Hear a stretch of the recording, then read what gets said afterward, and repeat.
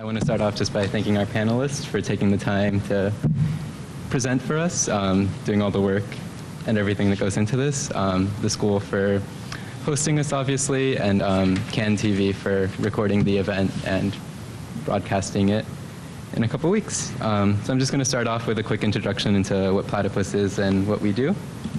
So the Platypus Affiliated Society, established in December 2006, is an international student-based organization that hosts reading groups and public fora and publishes research and journalism, all focused on problems and tasks inherited from the old left of the 20s and 30s, the new left of the 60s and 70s, and the post-political left of the 80s and 90s for the possibilities of emancipatory politics today. The aim of Platypus is the self-criticism, self-education, and ultimately the practical reconstitution of a Marxian left. Here at SAIC, we run a reading group every Wednesday from 6 to 9 in the McLean building, and we meet up for coffee breaks every Thursday from 4:30 to 6 at Cozy. In the broader Chicago area, Platypus also organizes panels on an almost monthly basis. So if you're interested in learning more about the organization or future events, we have a table over there with a sign-up sheet and copies of the Platypus Review. So I guess at this point I'll start introducing the panelists, left to right, or from nearest to me to furthest. So Joy Holowicki. Joy is a member of Rising Tide Chicago, an integrating member of Black Rose Anarchist Federation, Federación Anarquista Rosa Negra, and she is trying to form a worker-owned cooperative out of Ailey Solar Electric. Joy enjoys the writings of Guy Debord, Peter Kropotkin, Errico Malatesta, Antonio Negri, and Karl Marx, but she would not say that she is ideologically aligned or married to a given tradition, simply that she is a communist and an activist. Next to Joy, we have Pierre Yudice. Pierre Yudice is a member of the International Marxist-Humanist organization and is author of Marx's Concept to the Alternative to Capitalism and Frantz Fanon, Philosopher of the Barricades. He has co-edited The Power of Negativity, selected writings on the dialectic in Hegel and Marx by Raya Dunayevskaya, the Rosa Luxemburg Reader, and has edited or co-edited 3 volumes of the English language complete works of Rosa Luxemburg, of which he is general editor. He is Professor of Humanities and Philosophy at Oakton Community College. Going down, Lindsey French is an artist and educator based in Chicago with a background in landscape studies and an MFA in art and technology studies. Lindsey embraces a number of mediation strategies to engage in gestures of communication with landscapes and the non-human. She's interested in the ways in which social, political, and personal landscapes model biological and ecological formations. Her most recent work, informed by research into plant communication, is organized around the attempt to find a phytocentric perspective. Lindsey is interested in plants and their dispersed communication methods, resistance to clear identity, and the strength of their passivity and weakness.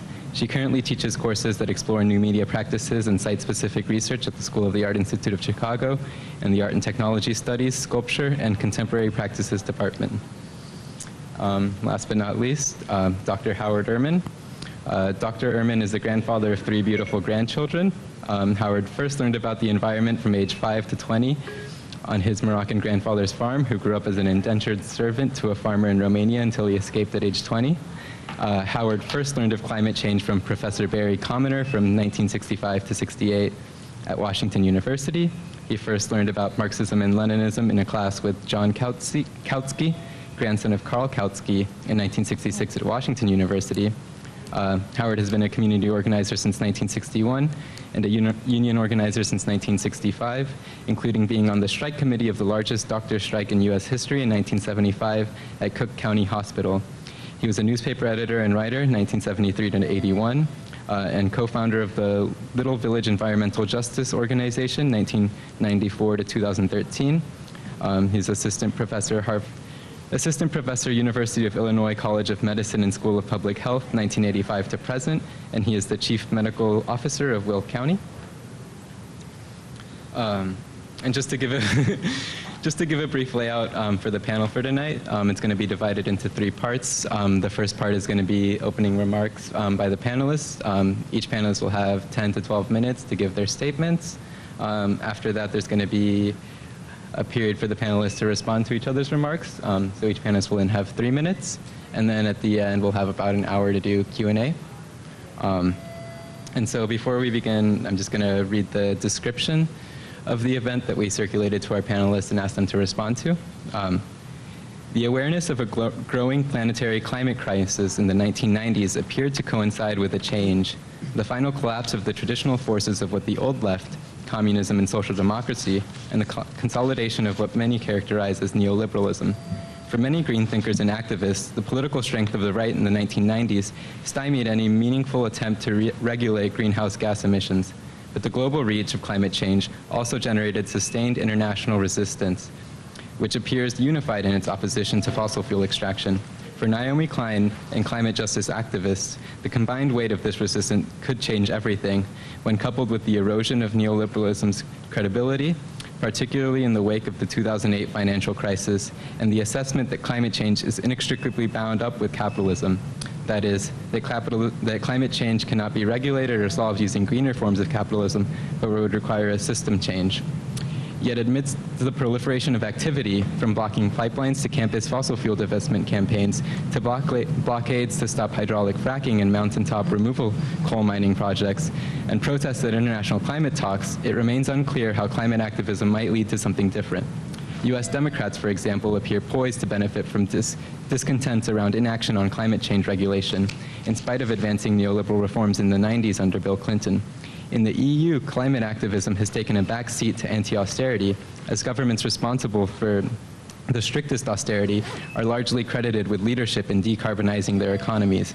In fact, while an agreement overhauling the Kyoto Protocol seems increasingly likely at the Paris Conference of Parties, the same cannot be said about the prospects for system change.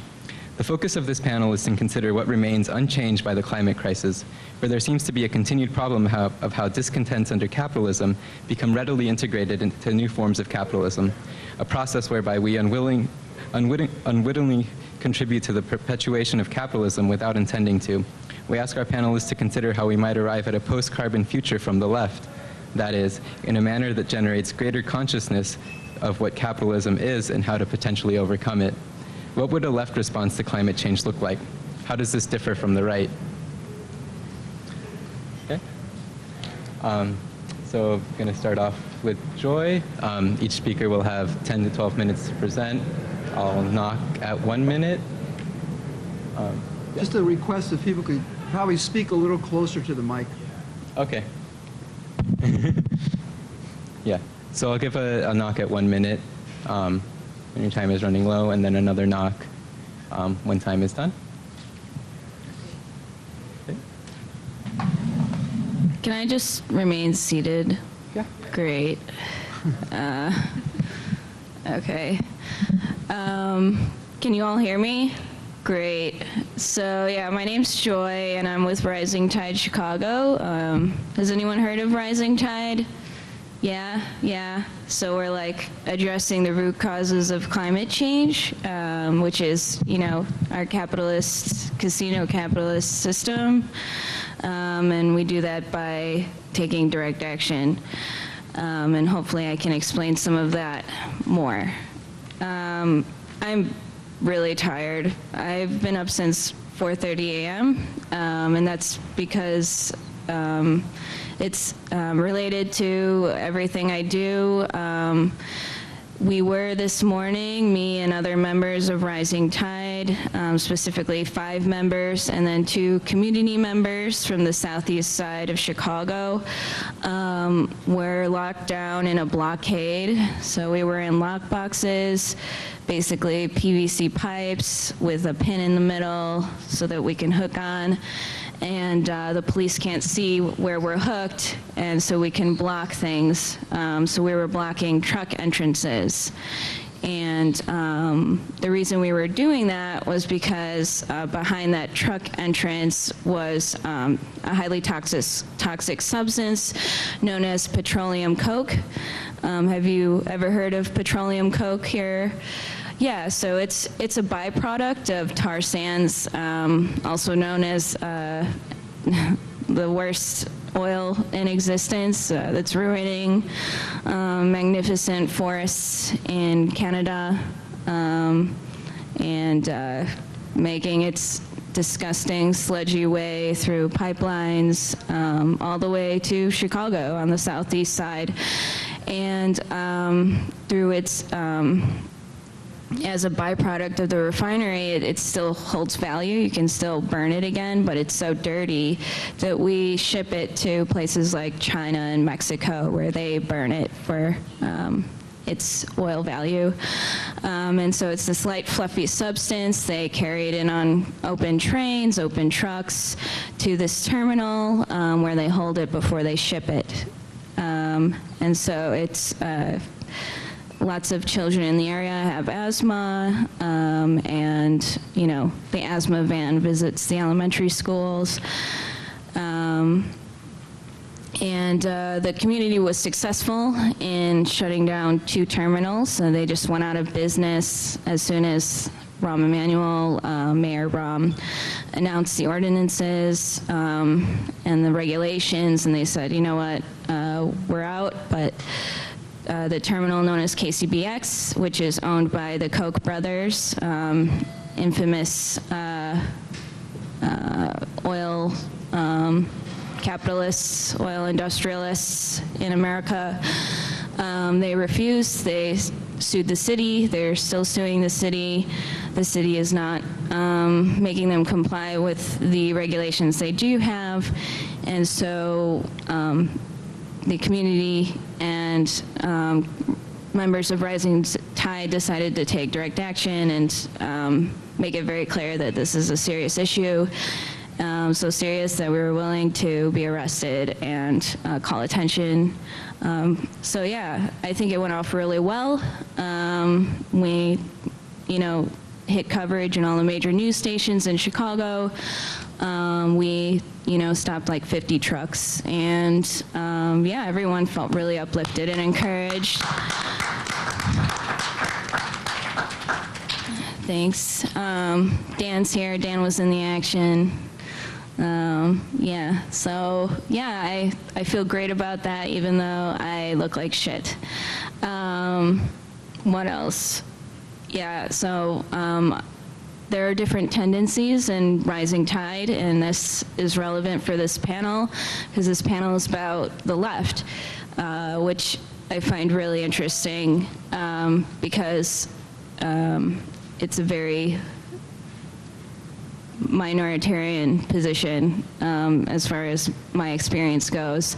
And so for me and for people of this tendency within Rising Tide, which is like an anarchist tendency, we believe that the left is defined by a revolution. So revolution in this case would be overturning the forces of production that reproduce this social order that we have in society. And so the forces of production being capitalism, white supremacy, patriarchy, imperialism, and the state. And so, yeah, that's a definite tendency in Rising Tide. I don't know if you knew that. It's also a definite tendency in the climate justice movement generally.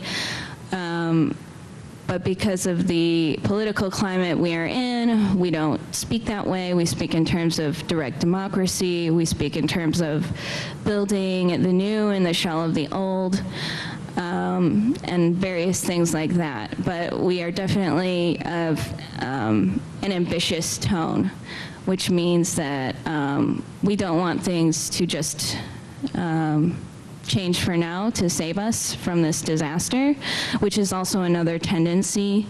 People are very inclined to just please just save us from climate change, which is very understandable. And some of us believe that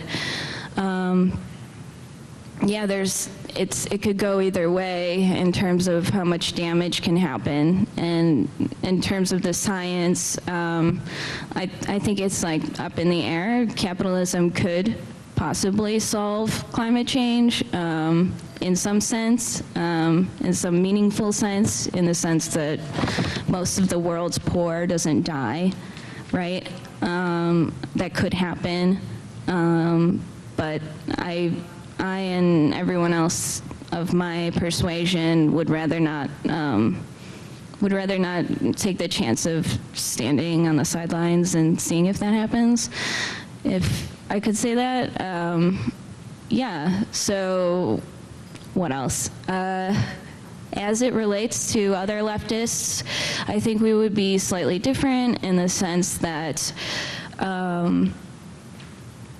in terms of acting and moving forwards, strategy is less clear, action is more clear, and action is what we feel is needed, and ethics are very important to us. So for instance, when we do an action, we're not necessarily looking to advance on a particular analysis. We're looking forward to solve a practical problem and build from there.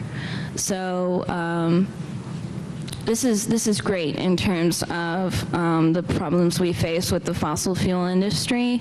There are lots of problems, not just climate change, abstract global problems like that, abstract global problems of capitalism and inequities, but also very practical problems like my child has gotten asthma, please do something about it.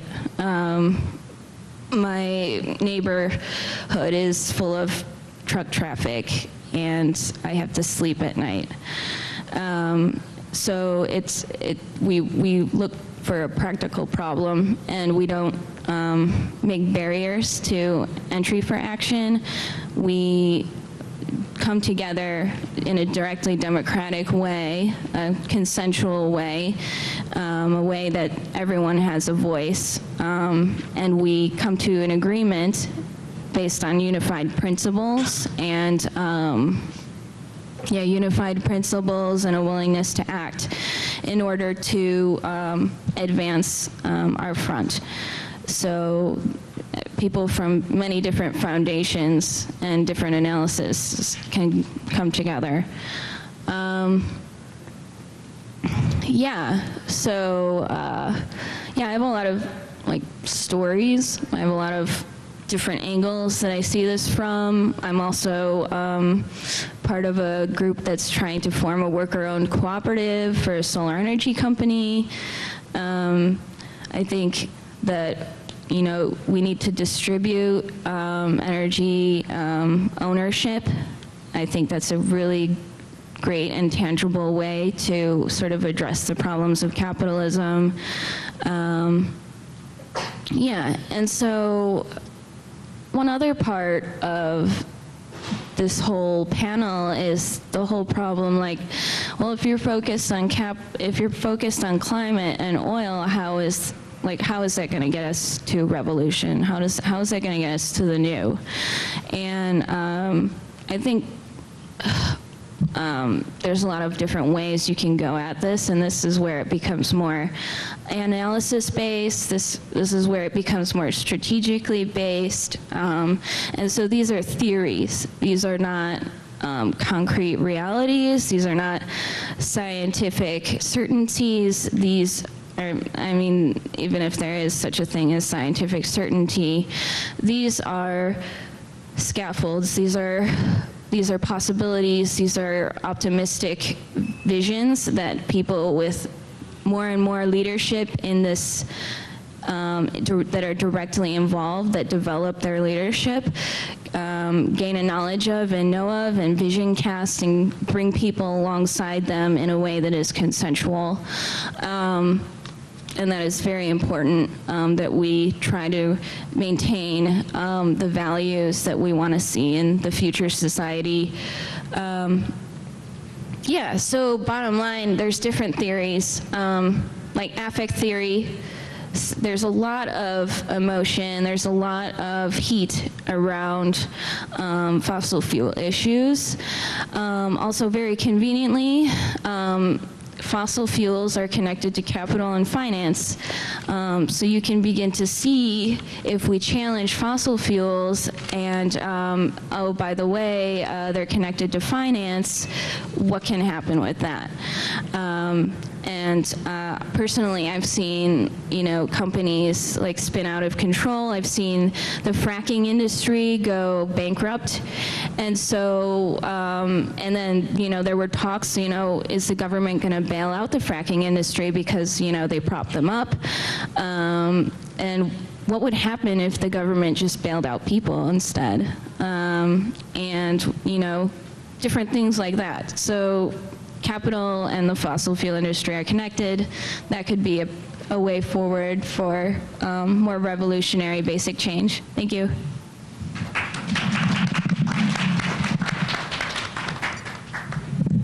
Okay, thank you. My name is Pierre Yudice. Today, I think it's pretty clear that we're experiencing an environmental crisis of such depth and severity that the very basis of social reproduction is being called into question. And certainly there's not a single society on the face of the earth that is not engaged in this interminable process of destroying the natural environment. That much is certainly clear. What's not so clear is what's driving this process and what has to be done to reverse it. In my view, any critique of global warming and environmental destruction fails on both counts to answer those questions if it's not rooted in a Marxian understanding of the nature of capitalist value production. Now, to be sure, ecological destruction occurred in many pre-capitalist societies, as I think we're all aware, whether it be the decline of ancient Sumerian civilization due to extensive irrigation, the decline of the Roman Empire due to massive deforestation in order to build those big buildings and colosseums, or the collapse of ancient Mayan civilization due to overexploitation of water and other forest resources. But capitalism has an especially egregious impact on the environment because it's driven to produce value, which is, of course, wealth computed in monetary terms, as an end in itself. That is, the aim of production and reproduction in capitalism is not to generate material wealth, nor is it to generate use values, nor is it to satisfy human needs. Its aim is to augment exchange value. Use values are finite magnitudes. You can only use so many shoes, clothes, or food. But exchange value is a potentially infinite magnitude. The question is, why is it an infinite magnitude? The reason, at least as Marx argued, is that exchange value is a phenomenal expression of value. That is, the value of a commodity is based not on the actual amount of time that it takes to produce it, but on the average amount of time that it's necessary to produce it. That is, to give an example, a worker may spend 10 hours making a product, but that does not mean that she is engaged in 10 hours of value-creating labor. If the average amount of time that is needed on the world market or to produce that product is only, let's say, 6 hours, the extra 4 hours of labor that she performs making that product creates no value from a capitalist point of view. This means that the worker is constantly pressured to produce in accordance with an abstract average, socially necessary labor time. The worker, that is not in control of time. Time instead confronts us as a person apart and subjects us to its will. This means that it's not true that labor is the source of all value. Actually, the source of value is not actual concrete labor, but rather abstract labor. Labor reduced to a homogeneous abstraction by being governed by socially necessary labor time. Now, socially necessary labor time is a constantly changing magnitude. Every invention of a new machine or labor-saving device lessens the amount of labor time that counts as necessary. The worker is therefore under constant pressure to conform to an ever-changing abstract average. The question then is there any finite limit to this drive to obey the dictates of socially necessary labor time? The answer is no, because what dominates us is an abstract average, and abstractions, by definition, escape finite limits. Since the drive to force us to conform to socially necessary labor time is relentless, so is the drive to augment value. From the capitalist standpoint, in other words, there's never enough value extracted from the worker. No sooner is a given amount of value created in making a product than the socially necessary labor time further declines, which devalues part of what was earlier counted as the value of the product. And therefore, we're driven to produce more in a short amount of time just to keep up with the level of value production as dictated by the world market. There's no end to this drive. It's a never-ending cycle, precisely because production is geared not for human needs, but to serve the dictates of capital, which is another word for self-expanding value. Value production, by its very nature, therefore, as I would put it, is an endless quest for an infinite magnitude. Now, as I think we're all aware, natural resources are a finite magnitude. There's only so much water, trees, and oil on the face of the earth. But ignore all of that, says the system we're living under. We're engaged in an infinite drive to augment value. And since we cannot produce more in a short amount of time without increasing the exploitation of nature, that's just the price that has to be paid, says the capitalist, for economic progress. This process of exploiting and raping nature is as relentless as this drive to augment value itself. So what's the logical outcome of this? The logical outcome, I think, is the destruction of the very basis of human and natural existence. And we now see living proof of this with the threat that global warming can actually put an end to civilization, human civilization as we have known it. But capital doesn't care.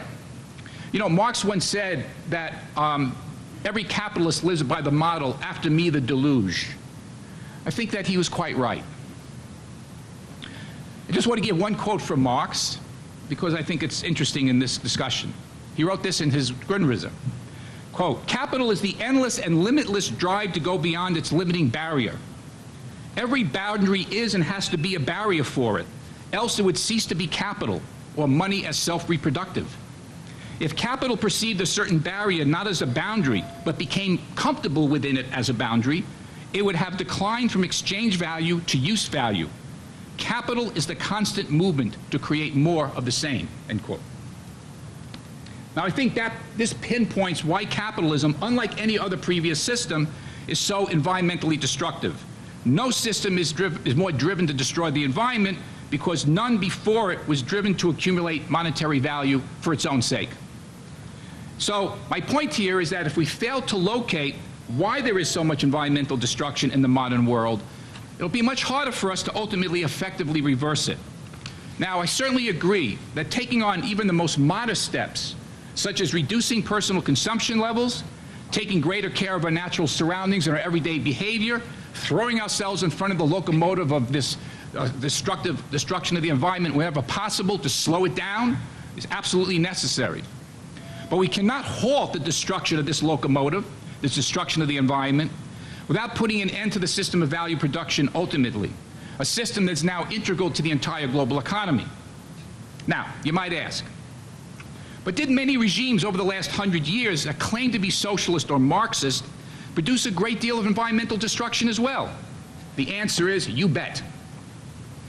However, none of these statist socialist or communist regimes, in my view, surmounted the social relations associated with capitalism. The predominant view among orthodox Marxists of the 20th century is that socialism is defined by the abolition of private ownership of the means of production and a more equal distribution of value. They failed to notice that a more equitable distribution of monetary wealth, even if they achieved that, which most didn't, and the elimination of private property does not abolish capitalism. These regimes did not break from value production, like the Soviet Union. They merely managed production for the sake of augmenting value through the vehicle of an authoritarian state. And they didn't break from value production because they made no effort to abolish abstract or alienated labor at the point of production. They didn't change the mode of production fundamentally. The law of value governed their every move. These state capitalist societies, therefore, were and are no less destructive of nature than free market ones. Now, unfortunately, I think even some of capitalism's most sharpest critics of its war on nature often fail to notice or pay attention to this. For instance, John Bellamy Foster has done some very important work in highlighting capitalism's destructive approach to nature, and I recommend his work in many respects. However, in a recent article, he argues that the existence of private property and private profits explains why nature is treated today as an object to be manipulated and destroyed. But I think that fails to take into account the massive environmental destruction that occurred in the USSR, as seen in one of the greatest environmental catastrophes in human history, the destruction of the massive Aral Sea from the 1950s onward. You ever see those satellite pictures of what the Aral Sea looked like in the early 1950s?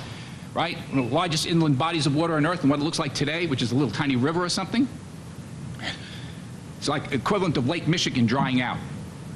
Now, in order to curb or reverse the negative, destructive environmental impact of modern society, therefore, my argument is that a far deeper and wide-ranging transformation of society is needed than has been advocated by most reform-minded environmentalists and previous revolutionary movements.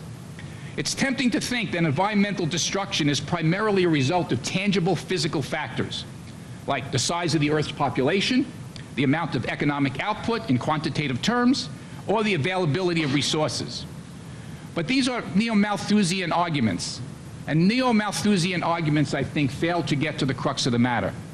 They're very attractive because they make sense when you only look at things on the superficial level of surface appearance of society. But we have to look deeper than that.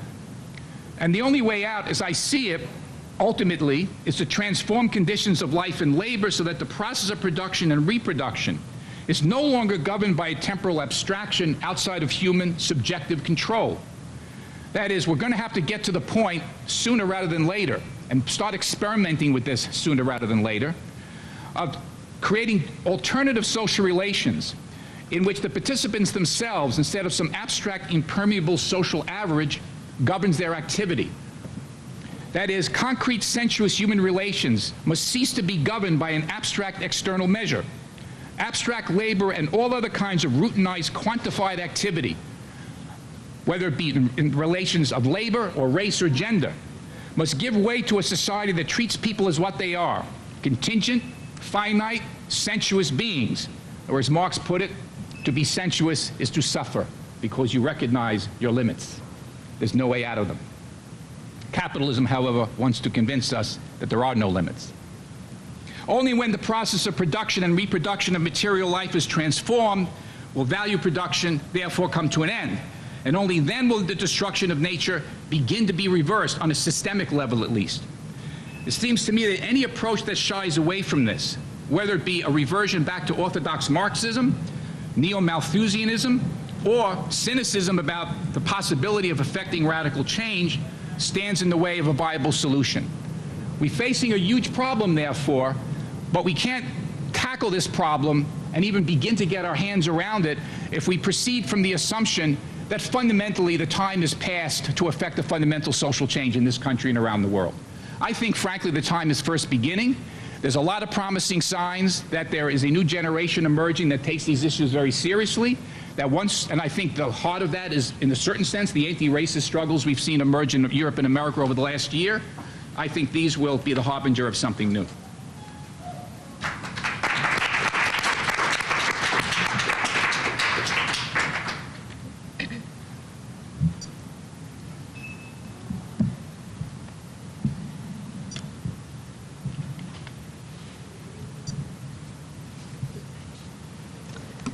Okay, can you hear me? Okay.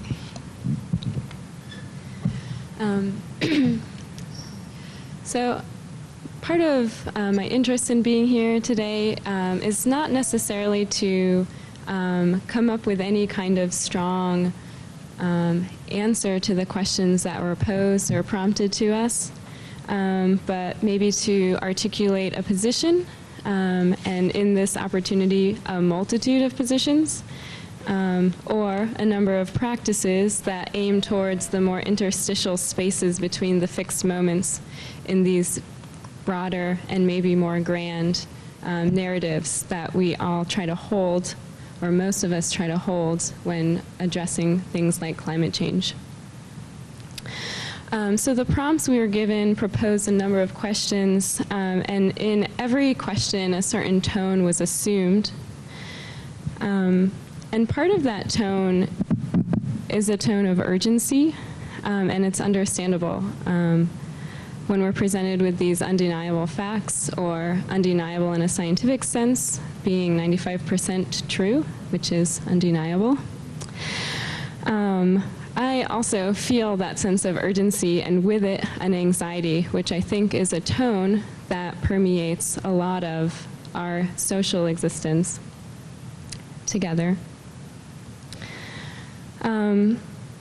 And there's also a significant amount of guilt, and not to mention denial, kind of culturally, and other fallout from these affective responses to something that's permeated every experience that we have.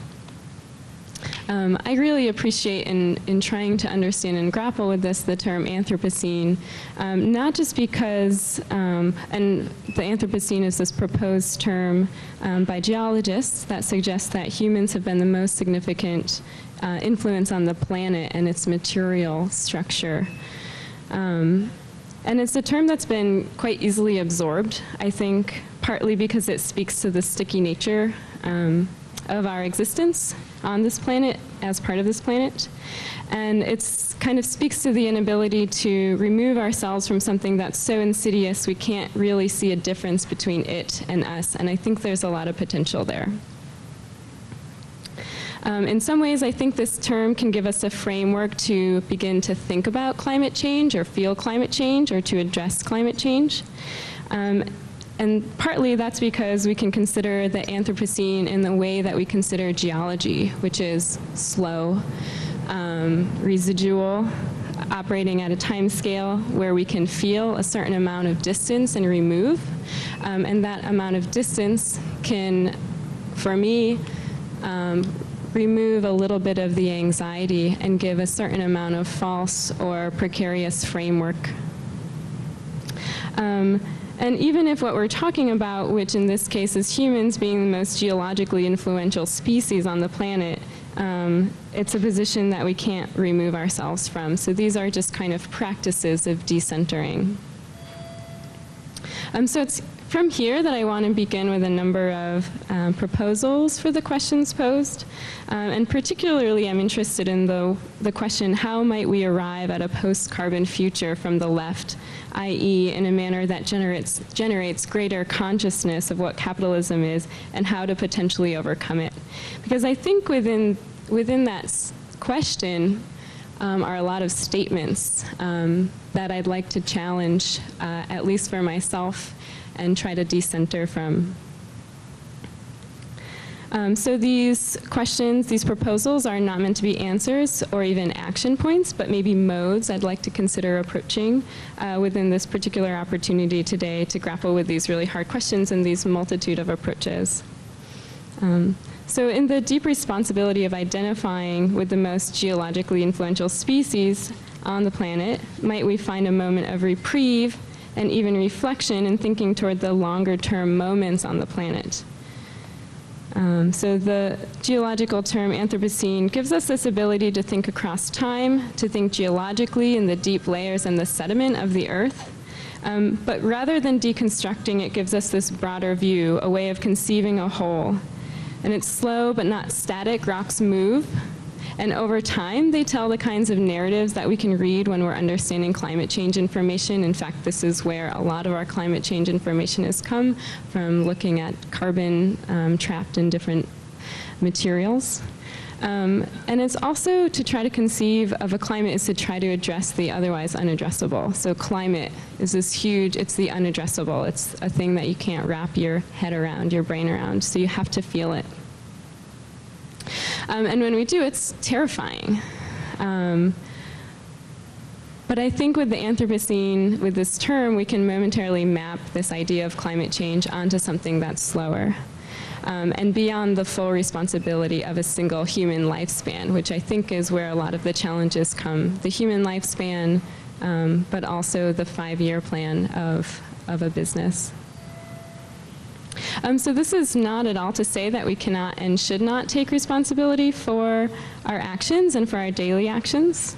But what I'd like to propose is questioning the we in that sentence. Who is this we, and how can we overcome climate change?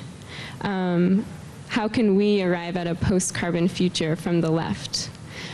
So I wonder in these moments of defining a we, if we might consider other organisms, other materials, and maybe brush up against those strict boundaries that have been mentioned already, those kind of boundaries and barriers to understanding. I think it also opens up beyond that, or maybe through that, some questions of the social justice that are at a core of a lot of these issues. By practicing these ways of extending our boundaries to the timescale of a rock, for example, or of a plant. We might be able to take it back and say, oh, this we is also this other human being. It's a practice, a way of destabilizing or decentering the self. And so in some ways, climate change really begs this human question, because that's the we that's implicit in the questions that were posed today. But I wonder if some of the anthropocentric problems, anthropocentric approach to these anthropogenic problems might itself be a problem. So in my own research and explorations, I look to plants for a number of ways, as was mentioned a little bit earlier. And there's a whole reason for that, but a plant, or more precisely our encounters and identity of them, oscillates between organism and environment, between this landscape and the individual. And by looking to plants and their kind of extreme interiority and their intelligence that goes beyond a centralized nervous system, so plants store memory and signaling kind of in this very dispersed way, that we might actually find a number of practices in shifting a way of thinking or being or behaving or resisting to arrive at this post-carbon future with maybe a different assemblage of bodies. And I'd like to take a really short detour for a moment, maybe because I'm an art teacher, I don't know, but to consider the sublime. And I think it relates a little bit to what the previous two panelists were talking about. But in art history, we can look to the sublime as this era of maybe landscape painting that was charged with a certain amount of urgency that we still relate to. And it was happening in this moment of Western environmental history, but also a kind of global environmental moment of the Industrial Revolution, where a lot of the terminology and ways of thinking about capital arose. And it was in those moments that images were being made and landscapes were being explored in this way that we were kind of inserting ourselves into these like rather extreme versions and visions of the landscape. And kind of next to that, I'd like to think about student loan debt, which is another kind of sublime experience, trying to think of something that's much larger than any one of us could consider. I think of the kind of contemporary sublime in this experience of kind of willingly entering into a number of experiences and a number of relationships through production, not just production of knowledge or goods, but maybe cultural production that is just beyond anything that we can grasp or grapple with. So I think it's in those moments that especially a kind of maybe a newer generation, or at least a newer kind of experience, we have a lot of practice in these kinds of terms. And that's a small example, but I think there's a lot of practice dealing with anxiety around these kind of sublime, larger than understandable tones and moods that surround us.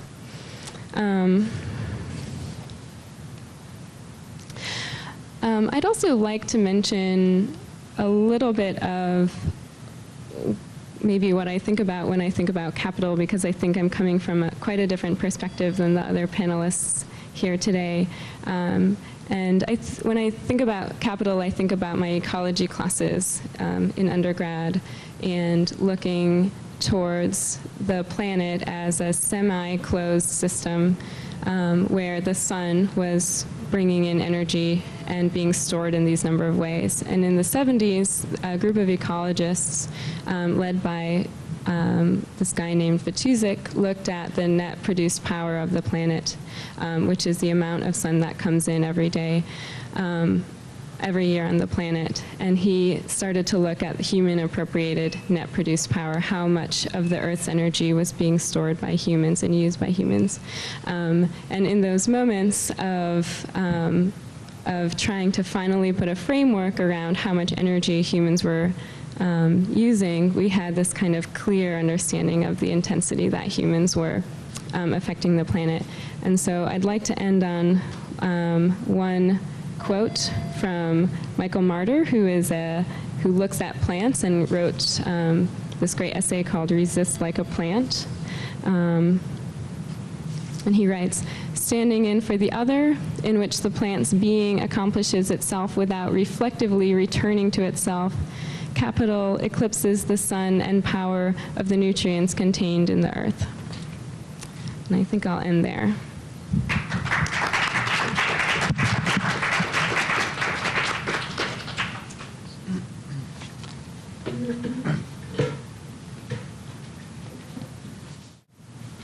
Well, we want to thank Patrick, Platypus. I've never heard of Platypus, actually, so I'd rather know more about what this is. Everybody hear me? How about now? All right. So I'm going to talk about experiences and some of the literature that's out. Some of us in the world, not just locally, are talking about a question called revolutionary transition. How many people have heard the expression just transition in the climate justice movement? Okay, so I don't think just transition is good enough.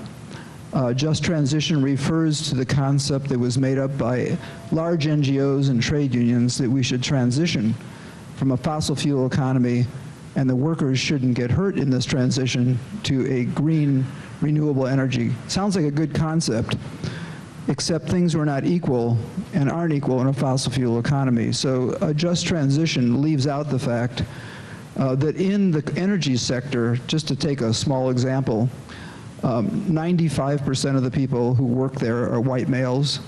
It's made up of large craft unions who have excluded people of color and women. And it's well documented by the Bureau of Labor Statistics if anybody wants anything. Okay, John Bellamy Foster wrote an article. You heard one of our previous speakers talk about him, where he characterizes a revolutionary transition as 2 steps. I don't agree that there should be 2 steps. I think they have to be going on simultaneously. We have to have struggles for radical reforms, radical transformative reforms right now. And we have to build a broad movement to carry us forward. Long revolutionary transition. I don't think we have a lot of time for a long revolutionary transition. I think we have to think it out, talk with each other like we are tonight. We maybe have 10 years, maybe 15, before we get beyond the tipping point in terms of climate change. New data is coming out every day that shows that hopefully we've got that long, but maybe not. In terms of some Marxists that are actually still alive, who talk about a different way than traditional ways, I think, to approach socialism, one is Marta Honegger. She's a Chilean Marxist originally who was part of the Allende government, then became a close advisor to both Fidel Castro and to Hugo Chavez. She has written, I think, some really important information about the question of the relationship between democracy and democratic centralism, which I think is a break to a certain extent from the past views of socialism and how actually socialist governments and parties, including communist parties, have been structured. Her husband now is Michael Leibowitz. I'd highly recommend a book he wrote in 2011, The Socialist Alternative, where he clearly lays out what's a bottom-up approach to socialism. Questions that Peter rose about the people who are actually working, or communities that are actually doing things like urban agriculture, democratically having a say in participating in decisions.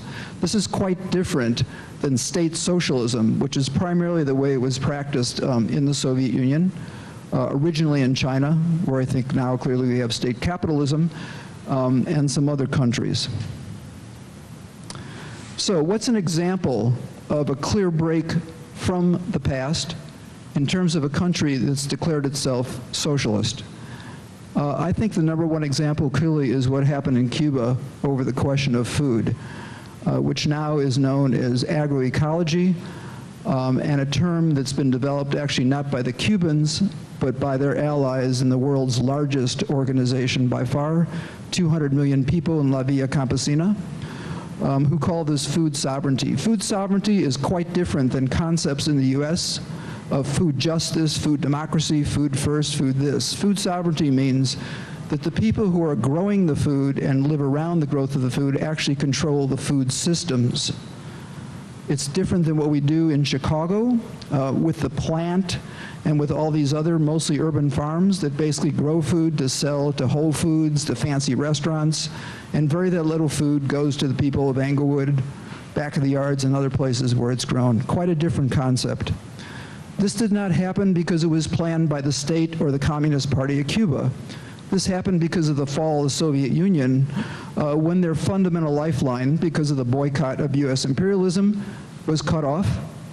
And people individually and collectively, first in cities and now in rural areas, have developed a whole system of food production that is now extended to many parts of the world. This has been resisted by some people in the Communist Party. Other people have welcomed it. It's been a tug of war, particularly in rural areas where you might now know that Raul and the Communist Party have decided not just to give people land, but to actually give them title ownership over the land after 3 years if they can keep a certain amount of production. So this is a fundamental change that's happened. It's the relationship between a socialist state and a certain amount of growing democracy in Cuba. We'll see how long that lasts now that they have a relationship with the US. There's a concept I think some of you may have heard of. How many people have heard of the concept living well, not living better? Anybody? This was kind of popularized by President Evo Morales in Copenhagen in 2009 at that COP15 meeting 6 years ago. And it's a really important concept that doesn't come primarily from Evo. It's not a recent concept. It's been a concept embedded in thousands of years in indigenous life all over the world, but particularly in the Western Hemisphere, where the idea is living better can only be done by exploiting both people and nature, whereas living well is a much more collective understanding of how we need to live together, including living together with nature. There's been very few papers actually translated or written in English about the concept of living well, but if you want any of them, I'd be happy to send them to you. But there's 3 fundamental concepts that most of the papers have been written in Spanish and English. One is to rely on indigenous traditions, including visions of the cosmos. It does a fundamental break with concept of development that I'll get into in a minute, and it focuses on the relationship to nature as a primary starting point. Some of this was concretely done in terms of developed at the World's Conference on Climate Change and the Rights of Mother Earth that happened 5 years ago in Cochabamba. It was the largest gathering of people from all over the world. About 30,000 of us were there. A very large number of indigenous people, not just from the Western Hemisphere, every country, but also from the Eastern Hemisphere. It starts off by basically talking about the capitalist system, and I don't want to repeat all this. I think it's very clear that in terms of some of the terms and concepts that Peter put forward, there is a constant drive for a certain type of value that's created by capitalism. That's infinite. It's not going to stop. And so anyone who thinks that we can solve the problem of climate change under capitalism, it's a fundamental contradiction, whether you agree with capitalism or not, in terms of what scientifically and what practically it is. Somebody in the US who I think has made an important contribution that unfortunately most people haven't heard of these days was my former professor, Barry Commoner. Barry Commoner studied Marxism when he was in college during World War II. He applied some of the concepts of Marxism, I think some of the concepts actually of Marx's relationship to nature, probably more importantly than any scientist in the 20th century. Some of these are summed up in a book called The Closing Circle, which I'd highly recommend people read. It's not available in terms of being published anymore, but you can get used copies on Amazon in your library where it's free. 4 concepts that, as you can see, kind of go along quite a bit with the idea of living well. Everything is connected to everything else. Everything must go somewhere. Nature knows best. There is no such thing as a free lunch. This is a really important concept to the big greens, who basically think that all we have to do is switch out fossil fuels for renewable energy and everything's going to be dandy. because renewable energy just happens if we snap our fingers. You know, there's no silica problems with little kids and miners digging silica out of the ground, getting into their lungs, dying of silicosis. There's no problem with the heavy metals from photovoltaic cells.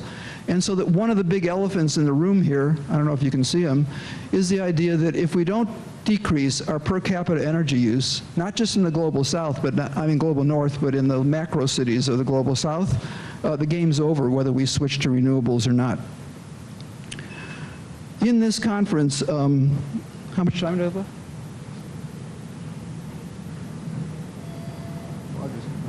Yeah. In this conference in Cochabamba, unfortunately, Evo Morales had a hard time living up to all of his words that sounded very nice, because he excluded a huge group of indigenous people with some small NGO allies called Table 18. They actually met right outside the conference gates. And they basically took on the fact that unfortunately countries that are progressive in terms of redistribution of wealth, in terms of giving rights to indigenous groups, to Afro-Venezuelans, to Afro-Peruvians and others, unfortunately have followed the same development model as U.S. imperialists. This is a neo-extractive model. Naomi Klein talks about it a bit in her book. But it's very important because it's the concept that Peter referred to in terms of the Soviet Union, that basically socialism does okay sometimes in terms of redistribution of wealth and power and giving rights to national minorities, to women sometimes. It doesn't do much better in terms of actual development and taking things out of Mother Earth. So one important concept that segues with Peter's is the idea that in a state socialist enterprise characterized by what happened under Stalin and continues today with the Chinese, there is profit that's created. The problem is it doesn't go to the workers. It goes to the state in a centralized, undemocratic committee, particularly now with the Chinese Capitalist Party, to decide then how to do it and what to do with it. It's a very important concept that people don't want to talk about. So the concept in Table 18, which again, it's hard to find these in English, but I have the articles, is a question that's based fundamentally on applying the idea of living well. This is just kind of repeating the idea that what we if you want to believe in socialism, which I do, ideally in terms of, I think particularly in Marx's later half of his life, then we have to deal with the question of what's our relationship to Mother Earth. Development has to be defined differently, and the question of how value, surplus value, different types of value is created has to be different. One way to do this practically is around the question right now under capitalism of what we call the revolutionary transformation, democratization, and expansion of the public sector, excluding, of course, police and prisons. We think this is an important concept because everything in terms of Mother Earth is being privatized, all space is being privatized, and to take this to its end in terms of fighting against the privatization of everything would lead us, we think, in a revolutionary direction. There's a project called the Solutions Project based in Stanford. We think we need to have a revolutionary solutions project because we don't have till 2050. Finally, we think that the next step in terms of the partial victory of the Keystone XL pipeline is what people have started doing to unite with the Global South, and that is to keep all fossil fuels plus uranium in the ground. So we have to look at this concretely. Lastly, again, to segue off what Peter said, I asked this question in Cochabamba among about 500 Canadians and US fellow participants. I said, do you think it's possible, theoretically, that capitalism could move from fossil fuels to renewable energy? About half the people raised their hand, and so then I asked the other people, why not? I think theoretically it's quite possible. This is always a contradiction among the capitalists themselves, but certain capitalists are moving in that direction, and it's going to happen with what we call green fascism. We have fascism now in the United States. We're moving to greater fascism. We're basically affected unequally based on race, gender, nationality, but we have to recognize this is quite possible, even though it's not probable. And the last thing I want to say is that if we're going to get off the dime in terms of climate justice, the first thing we have to do is unite with real people's movements in the US and around the world. Black Lives Matter, the Fight for 15, the question of DACA, stop deportation and Islamophobia. Thank you very much.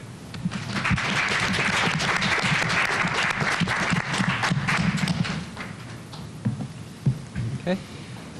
So now we're going to have a short period for the panelists to respond to each other. Starting with Joy, give them 3 minutes each. Hello. Great, yeah. There's lots to agree with. I also think we need a revolutionary solutions project, but if I said that to some of the people that are in my group, they'd be like, you're a jerk. Yeah, so how do we approach, you know, what I think of when I hear these things is like, okay, how do I like take this back to the streets and do this shit, you know? Like, that's what I think about. You know, unite with people's movements. I think Rising Tide has tried to do some of these things. So we have something called Flood the System, and so we want to, you know, COP21 is coming up where all the global leaders are going to meet to talk about climate change, and they're, even the pre-standards that they've issued, MIT has said, you know, this is definitely not good enough, even if they come to those agreements.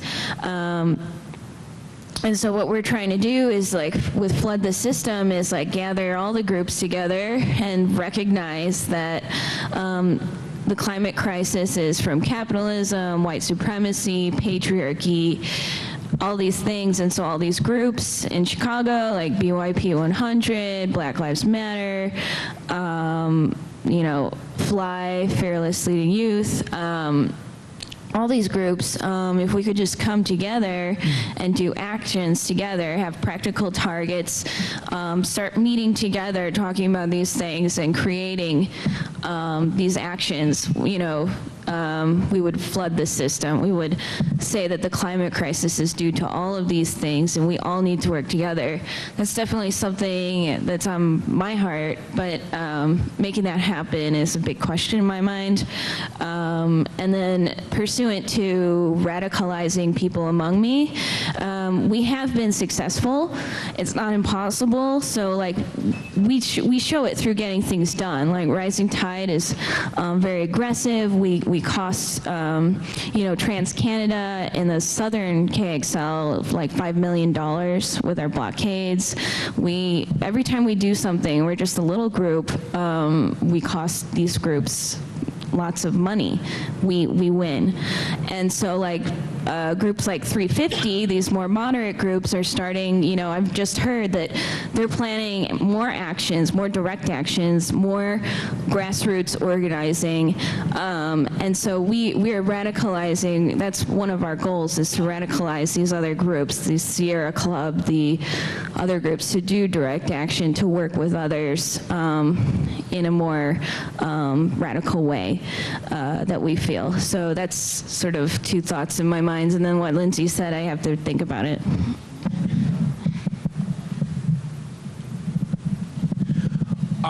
Well, I think we have to acknowledge the fact that getting our arms wrapped around this problem, not just of climate change, but of destruction of natural species, which I think is just as important, frankly, is a really difficult problem, especially when you're an activist, and I have a lot of experience in that, because it requires thinking out some really difficult theoretical issues that are inseparable from your practice, but that often get subsumed in political activity, especially in short-term political activity.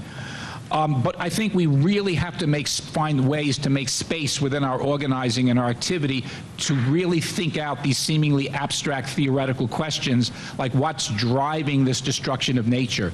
Because if we don't get a handle on that, ultimately our activism becomes counterproductive.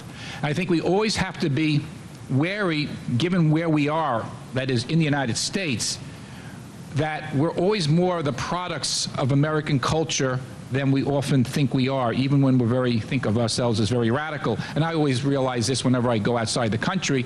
Pragmatism and disdain for theory is really deeply rooted in aspects of the history of the American left. And I think we have to make our own movements a kind of thinking body to think out these issues.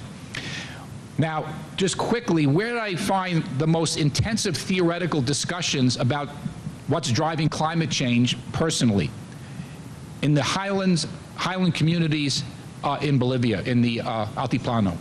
I spent 2 months there this summer. There's one thing that you go up to 14,000 feet and you go to these very isolated indigenous communities of Quechua and especially Aymara. There's one thing nobody questions, and that's that climate change is happening. They know it, they know it's happening. They can see it every year. They got to grow potatoes on higher and higher level because of the fungus that's increasing with global warming because of the damp conditions further down. But they're also, in many of these communities, having some pretty serious discussion about how to change this. The question that's very open, that's not answered, is where there's a lot of discussion about living well and these principles based in the Ayul, communal structures in the countryside, as an alternative to the capitalist development model. What's not fleshed out still in these discussions is what kind of economic mode of production becomes the expression of living well, right? That's being discussed in Bolivia, but we have to be part of that discussion as well. Lastly, there's a really good book that just came out that addresses a lot of these issues about whether you can have capitalism and climate change at the same time. Fossil Capital by Andreas Malm. I really recommend people read it because it really shows that the move to fossil fuel through the Industrial Revolution and afterwards was not driven by anything other than the logic of capital. And I think it's a helpful study to bring into this discussion. I agree with Joy that there's a lot of kind of things to agree with that are happening here. And I think that in particular, addressing, Howard, some of your points about the elephant in the room being using less energy, you know, extracting less. A lot of these proposals, a lot of these actions are actually these kinds of passive actions and things that we have to get into in a way of kind of feeling or experiencing in order to actually do them. And so I would say that in addition to some of the actions in these groups that have the possibility of coming together, as Joy suggested, there need to be included some of these, in addition to the revolution, are these acts of resistance as well that I think come from the more personal moments or even private moments, if there can be such a thing, and then kind of turning those private moments outward again. One other thing to say is this idea of, I guess the thinking body, like how do we relate to one another? How can we all start to think towards a post-carbon future? And I think that there's a lot of room for multiple ways of thinking and multiple ways of kind of acting these things out.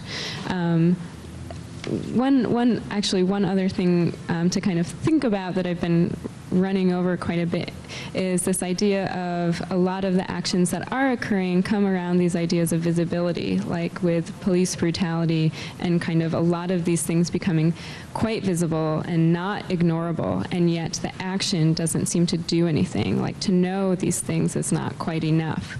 The action, even the action of viewing, is not enough. So how do we get to those other moments of change? And I think some of that comes into practicing listening, practicing, stepping down, practicing these kind of more, especially if you're in a position of power, to kind of step down and allow for other voices to be heard, other things to be seen. So on that note.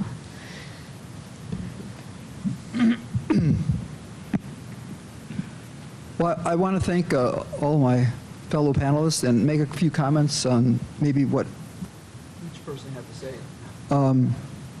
To Joy, I would say, first of all, I think Rising Tide is a great organization, both here and internationally. As a founding member of the Little Village Environmental Justice Organization, Rising Tide worked with us, tirelessly to not just close down the 2 coal power plants, but to take direct action. I'm a firm believer in direct action. I think how we do it in relationship, particularly to communities of color, is something that has to be continually thought about. And what I mean in terms of going to where the people's movements are is exactly that. Inviting people to our meetings or our events, that's a nice thing, that's being very polite. That's not going to cut it because we have a fundamental contradiction in the United States, the heart of imperialism. In survey after survey that's been done by, radical groups like the RAND Corporation, Pew Foundation, et cetera, African American and Latinos range between 82 to 88% of people who are basically fundamentally concerned in the deepest way about climate change. I want to repeat that, 82 to 88%. Among whites, it's never been more than about 40 to 50%. So it's not like people aren't concerned about it, but because of racism in all forms in our country, and I think we all understand at least a little bit about what that means, it doesn't mean people necessarily don't want to come to your event or don't want to come to our direct action or don't want to come to whatever.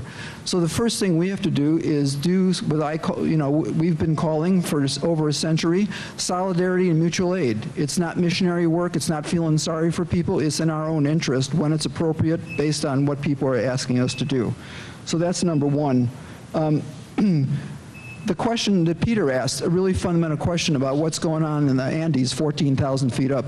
I think that basically, not only does La Via Campesina have a partial answer for that, they started working 20 years ago with scientists, anthropologists all over the world to say that the best way to cool the planet is small, as far as possible, organic farming.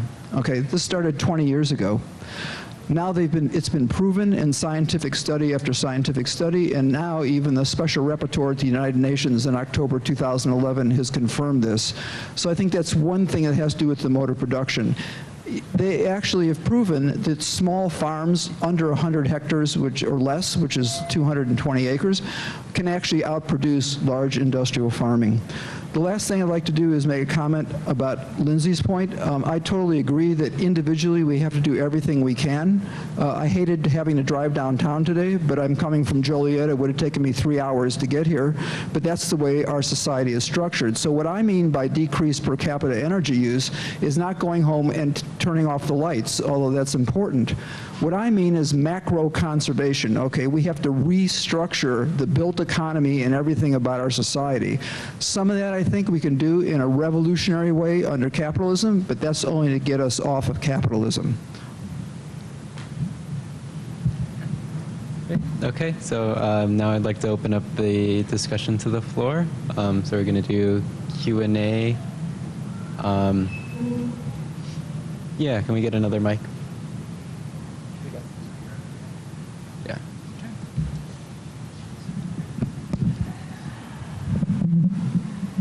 Okay. Aaron?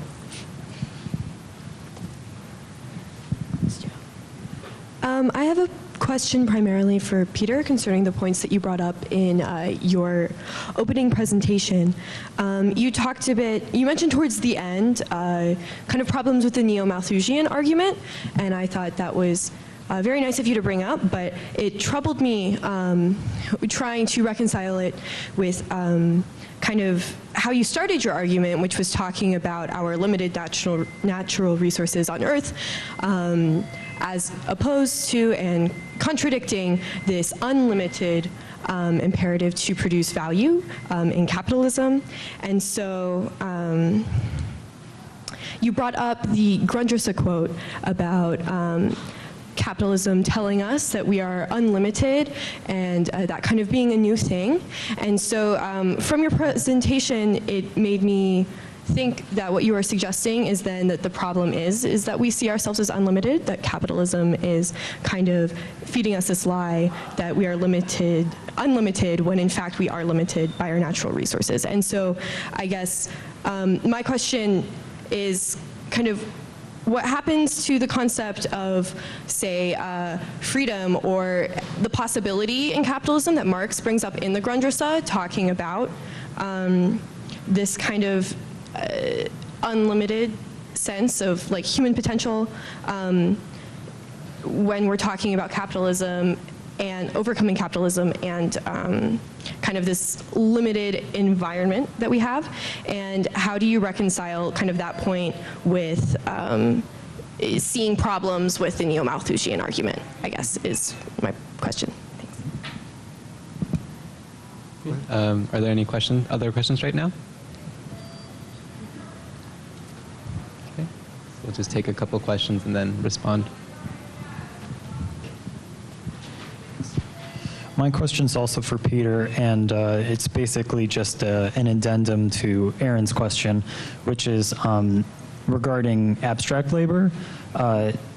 If I remember correctly, Peter, you said that we dominate ourselves through abstract labor. And so my question is, do you see anything emancipatory about abstract labor? Okay. Peter, if you'd like to respond. Oh, yeah. To the second question, no. I don't see anything emancipatory to it. I don't accept the notion that Moishe Postone has popularized that dead labor is the emancipatory alternative. I think only human beings is the emancipatory alternative. We get squeezed out by abstract labor, but abstract labor can never completely squeeze out concrete labor. That is, because it's human beings who are engaged in that actual laboring activity. So it's the resistance between the drive to reduce you to an abstraction and your refusal to be reduced to an abstraction that creates the possibility of resistance. So ultimately, I think, no, abstract labor is not the emancipatory potential, it's the reaction against it. In terms of the first question, very good question too, the question of unlimited has to be thought of in two different ways, and this is what exactly Marx is doing in the Grundrisse. When he talks about the absolute movement of becoming, he says, what is wealth if not the universality of needs, capacities, and enjoyments generated in a universal interchange of humanity, right?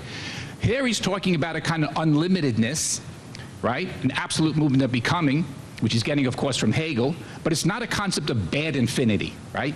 It's what is the concept of, you can never have enough culture, you can never have enough love, you can never have enough intellectual development, you can never have enough self-development of your talents and abilities. That is an unlimited in the good sense of the word. What we are talking about here, however, is material entities are a different matter, right? There are material limits, okay? To the exhaustion of the soil, et cetera, et cetera. Just think about what happens to farming and the destruction of the topsoil. There are limits to how much chemical fertilizer you can put on this stuff and still get a return on investment. What Marx realizes this near the end of his life, and there's a wonderful piece that's published in this issue of Monthly Review by a Japanese scholar who's working on the Mega 2 project. He's publishing a volume of Marx's unpublished notes on agriculture and ecology from the end of his life, his notes on Liebig. Earlier in his career, Marx was confident that the use of chemical fertilizer in soil can boost productivity and overcome destruction of the soil. In the last decade of his life, he reverses his position on this and says there are fundamental natural limits that prevent even the application of the most developed chemical fertilizers to overcome these contradictions. So we have to think of two different types of unlimitedness, right? Marx was for a totality of human manifestations of life. That's his phrase from the 1844 manuscripts. That's a kind of absolute and unlimitedness that I embrace as a Marxist-Humanist. But there's another type of unlimitedness that capitalism tries to tell us, which is basically the acquisition of material wealth computed in monetary terms. And that is an incompatible position with natural sustainability. So there's two different conceptions. It's like what Hegel talks about, bad infinity versus a genuine infinity. You can recast this in terms of Marx's discussion and in terms of the discussion we have to have today on this issue.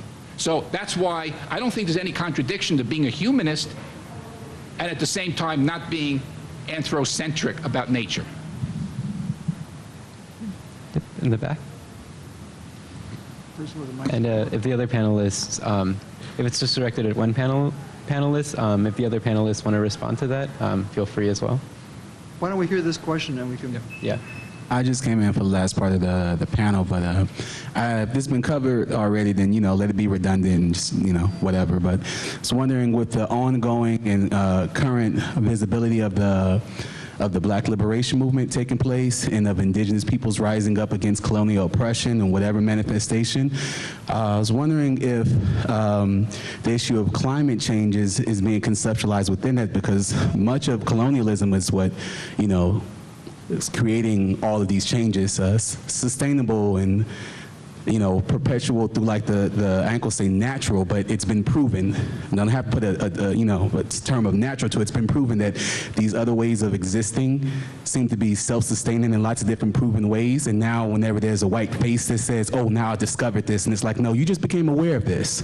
It's been around a long time before you. And actually people like you got rid of it and created the issue. So I'm wondering if having a lens of understanding colonialism and white supremacy and anti-indigeneity and anti-blackness is present in this discussion, because it's very much so present in what created these conditions to have this discussion taking place today to begin with.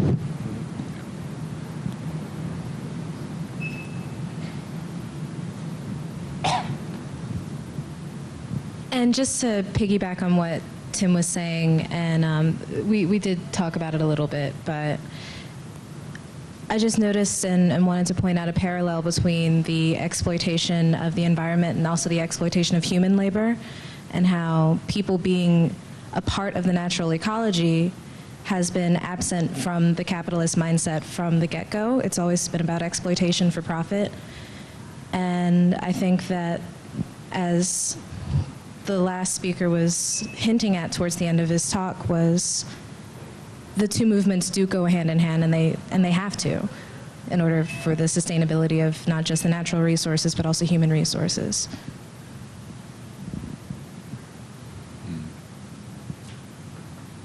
Would anybody like to respond? So I'd like to attempt to answer the question. I think I'd want to talk about the situation in the United States first and then worldwide. And I want to talk about how the capitalists continue to deal with the issue. And then the problem in the so-called environmental movement, which, by the way, I don't believe we have an environmental movement. I think we have aspects of it.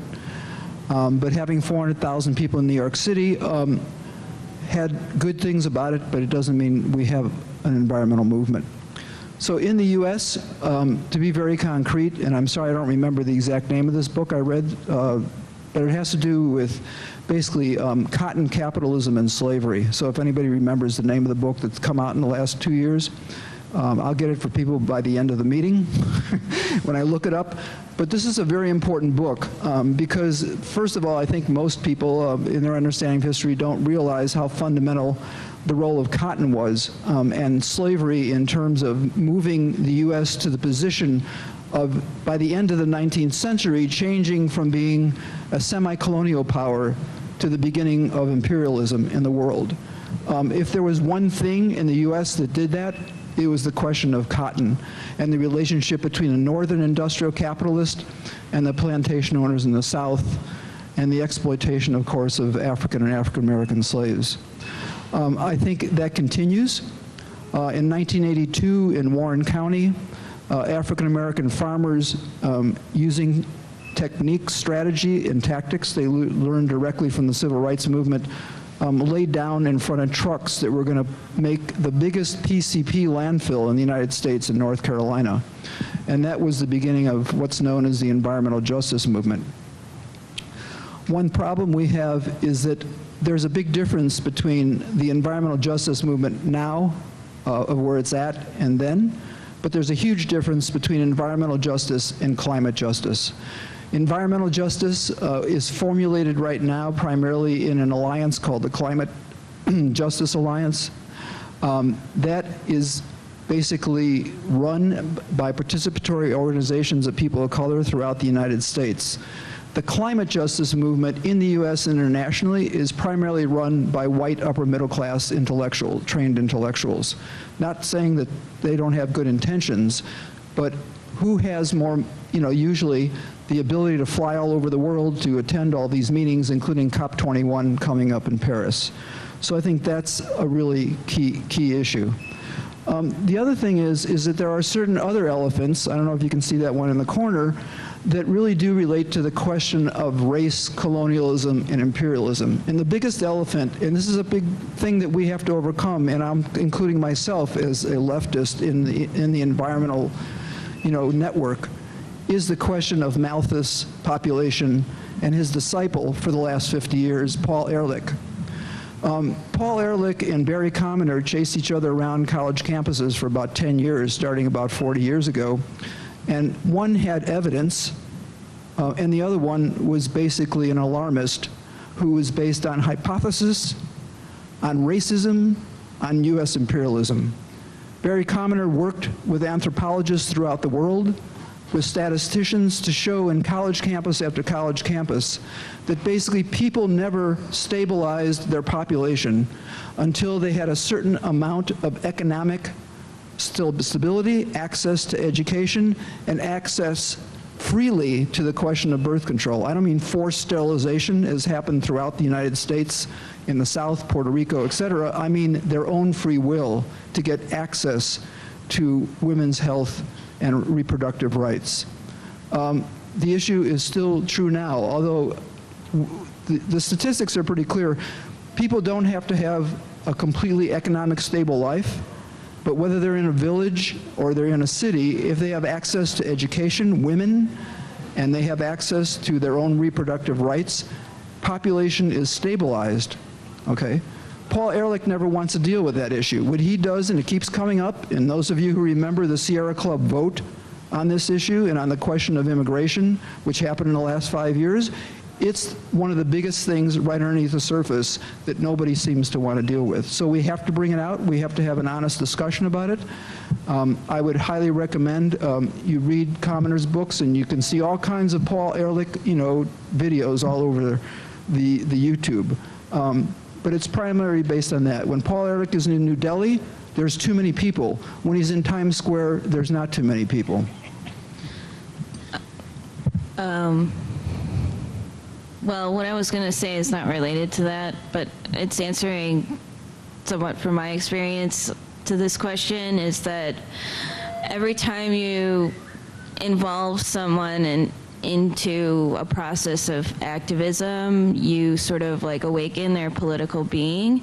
And so they move from one movement to another. And so like what we're seeing with like Black Lives Matter and things like that, we see like people trying to support the Black Lives Matter movement in different ways, and maybe they're doing that in terrible ways and stupid ways, but like they're trying. So like I think movements should definitely not eclipse one another, and yes, so like it's important to have radicals in sort of an environmental climate space, so-called, so we can educate others about, how they're wrong, and we can push them to more radical positions, so that we don't have this, sort of tradition from the Sierra Club or other big NGOs. So yeah, that's just one concrete way from my experience that I've seen. Like when I started doing this stuff, I became way more aware of other issues, right? And then I started to support those issues. So yeah, it's not like really a zero-sum game in sort of like when people become radicalized, I think.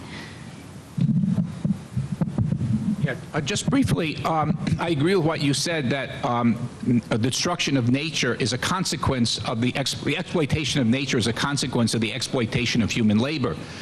But in the United States historical experience, what structures the exploitation of labor has always been racism.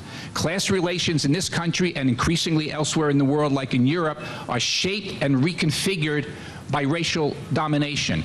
So that is why those who argue that the class struggle is the fundamental contradiction got it wrong in the United States experience. Race has been the Achilles heel of American civilization. If you attack racism, then you're attacking the fundamental principle that is responsible for structuring the exploitative conditions of labor that we know of as constituting American society. And This is also increasingly true of Europe, of course, where you can see what the labor force is structured as in Europe in terms of its immigrant labor and the racist attacks on immigrants.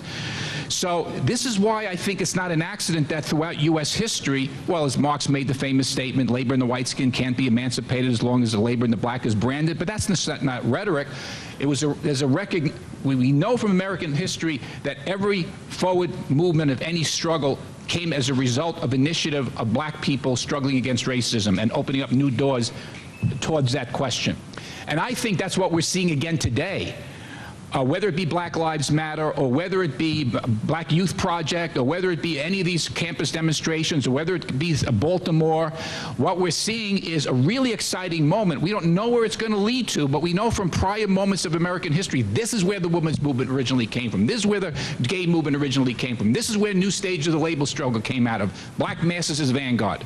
So I'm actually think there's a good possibility that this can not only open up, therefore, a challenge to the class structure of American society, but since, as you mentioned, it's that class structure which is responsible for the environmental degradation, this can open a new page in the fight against ecological destruction. Lindsey, did you have?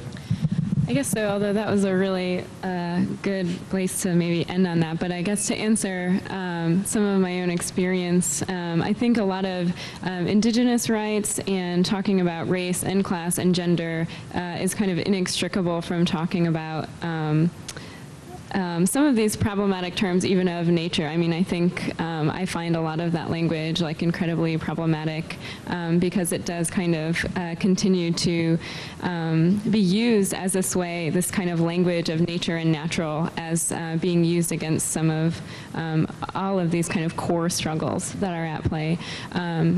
You know, I think it's like sometimes most obvious in terms of, you know, like some of the gender and women's rights that are embedded in a lot of that language. And it's used to kind of continue to oppress in a lot of ways. But to answer the question, I think there are some conversations going around that, but I think there need to be a lot more.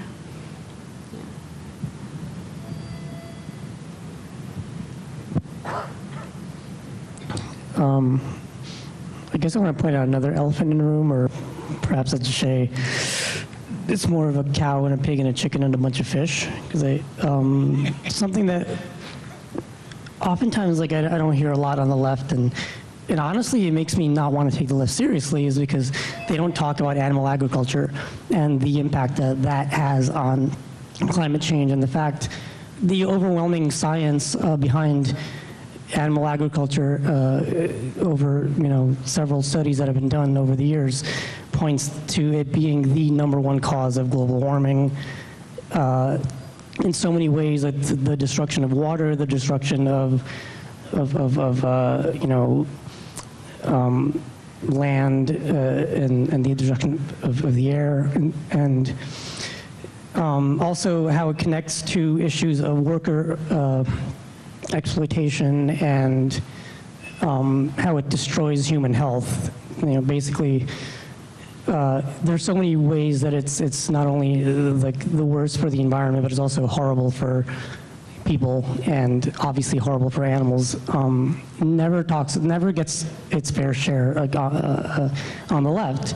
So I'm just wondering, what you guys think about that, if that's something that we should consider.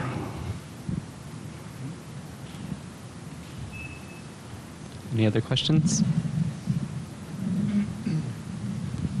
I have a twofold question. The first is for, I'm sorry, I forgot your name, but Howard. The first part is primarily for Howard, but then I have a more sort of general question for the whole, all the panelists.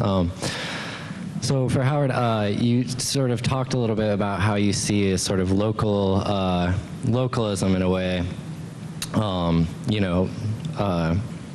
as being the solution to a lot of our environmental problems, that, if people who grow the food have the control over the food and consume the food, this kind of idea that that's better for the planet and for humanity. So my question is, how do you address the problem of you know, the growth of large, massive urban centers in the past 50 years in places that do have very scant natural resources in terms of food production.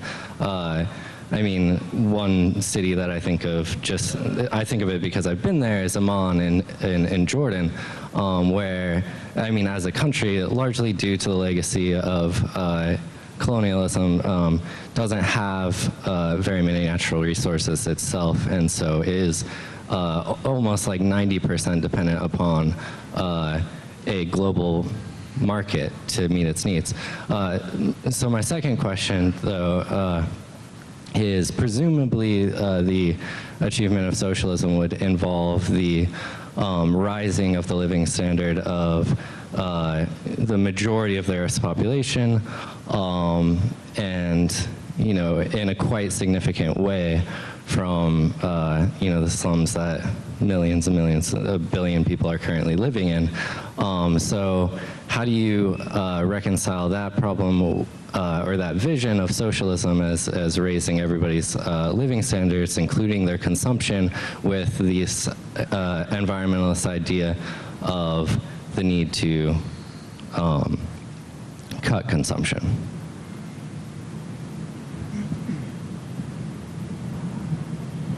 Great questions from everybody. So to answer your first question, I think there's certain similarities between the question of food and energy. I don't consider myself a localist. I was giving an example that there are large amounts of food, particularly if you can grow food all year round, and that's another question, that you can do that both in an urban and a rural environment. That doesn't mean people are going to be able to grow all their food at this point, although that's, you know, that's a part of that's a technical question of how you grow food.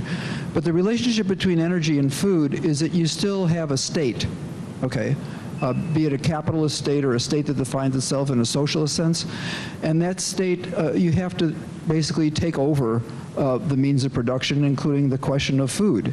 And so part of the food can be grown locally. You know, Chicago, for example, had 7,500, you know, gardens in World War II, and the estimate is that about half to two-thirds of all the vegetables, primarily vegetables, some fruits, that Chicagoans consumed at that time, where the population was actually probably a little bigger than it is now, because we've had, you know, population degrowth, was grown in the city. That doesn't mean you can do it everywhere.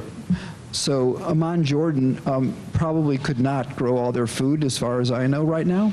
But then you have to deal with the question of how did the people get to the cities? So this is a question that started under feudalism, but really accelerated under capitalism.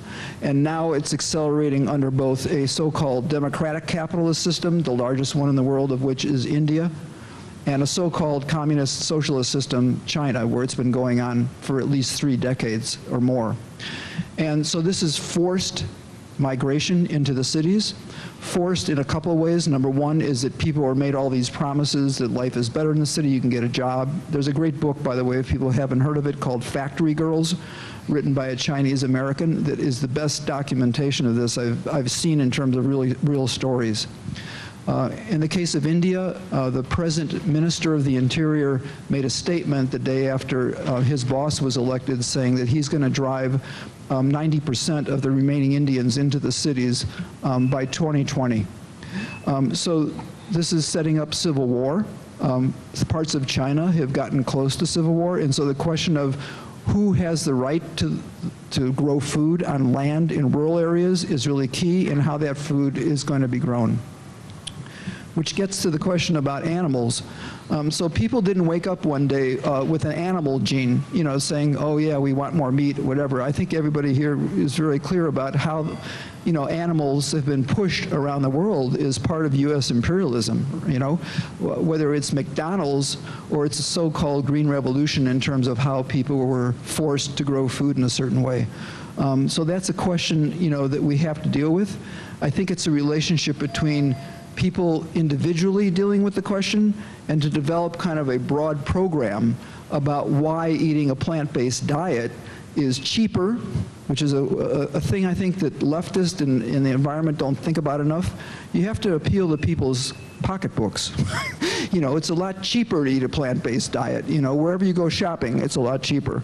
But it's also healthier, et cetera, et cetera. So I think that's a long discussion, but yes, you're absolutely right. People haven't taken that up. The last thing I just want to make a comment on regarding the question of race.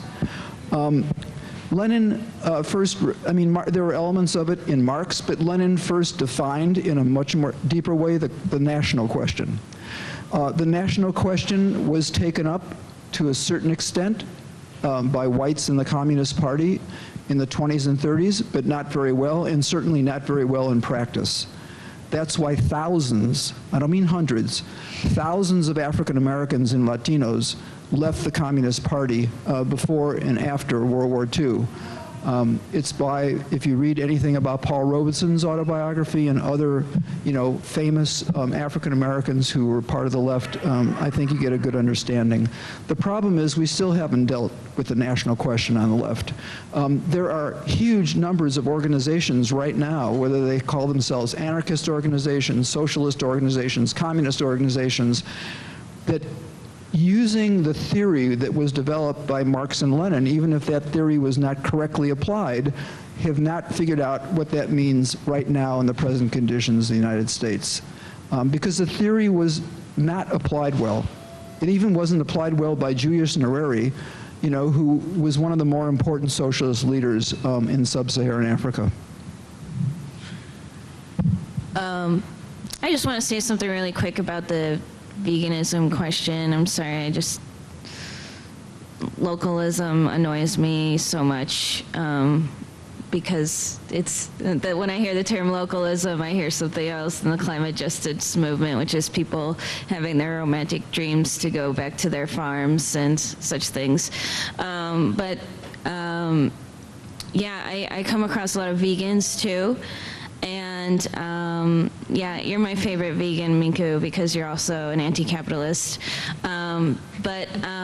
Yeah, when I encounter these people with different identities, I think that's what's like so appealing to me about anarchism and variegated forms of Marxism, is like all these different subjectivities, all these different people who are really strongly aligned with different views towards things, and like when you're an anarchist and you're trying to do something consensually, you have to respect that part of them, and you have to respect that subjectivity even if you don't agree with it, maybe. And for me, the vegan question is certainly animal consumption is a problem. I don't know if it's the problem in terms of emissions, actually. So what I would say is when you encounter someone like who's a vegan, that lifestyle requires an incredible amount of discipline. And I would say be respectful and meet people where they are at. And intellectual arguments are cool, but you know what? Some people, like, the best way to win them to your view is to involve them in what you're doing.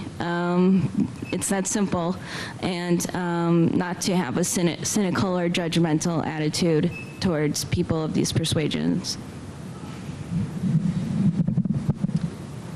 I just kind of want to point out, I think it's pretty interesting in a lot of these questions, which are really, really great questions. But that, just like kind of hearing everybody's responses, that agriculture ends up being at this kind of like central point to how we kind of contend with or address or deal with or think through a lot of these larger questions. And it's this kind of moment or this location or site where we have to make really practical decisions, but also really personal decisions, and also really systematic decisions about how these things are going to play out. I think in terms of animal consumption, yeah, just to kind of reiterate a little bit of what's been said, it's, I think a lot of people have their kind of own line of empathy, like where do you relate to, or kind of decide things. And I think there's room for a lot of that within these discussions of climate change. I guess that's all, yeah.